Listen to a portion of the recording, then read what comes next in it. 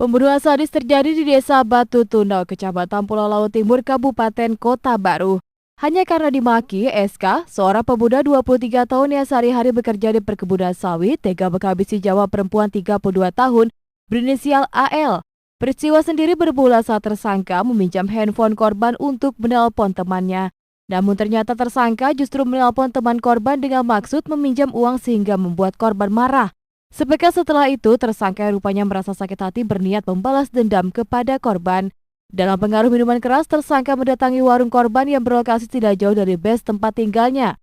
Korban yang kala itu sedang tidur kemudian diikat tangannya oleh tersangka dan sempat diperkosa sebelum akhirnya dibunuh. Usai melancarkan perbuatan kejinya, tersangka selanjutnya kabur dengan membawa handphone serta sejumlah uang milik korban. Namun, kurang dari 1x24 jam tersangka berhasil diringkus polisi dan dihadiahi timah panas di kedua kaki lantaran disebut melakukan perlawanan. Sarung dan sandal milik tersangka yang tertinggal di warung korban menjadi salah satu petunjuk yang membuat kasus ini cepat terungkap. Selain itu, saat seluruh karyawan perkebunan dikumpulkan, tersangka juga tidak terlihat.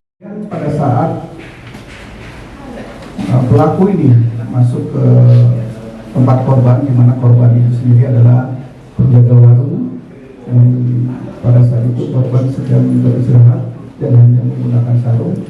Muncul niat-niat lain dari pelaku sehingga akhirnya pelaku melakukan pemerkosaan terhadap korban. Jadi sebelum melakukan pembunuhan, korban diperkosa, kemudian dibunuh, dan kemudian ada beberapa barang-barangnya juga yang diambil oleh tersangka.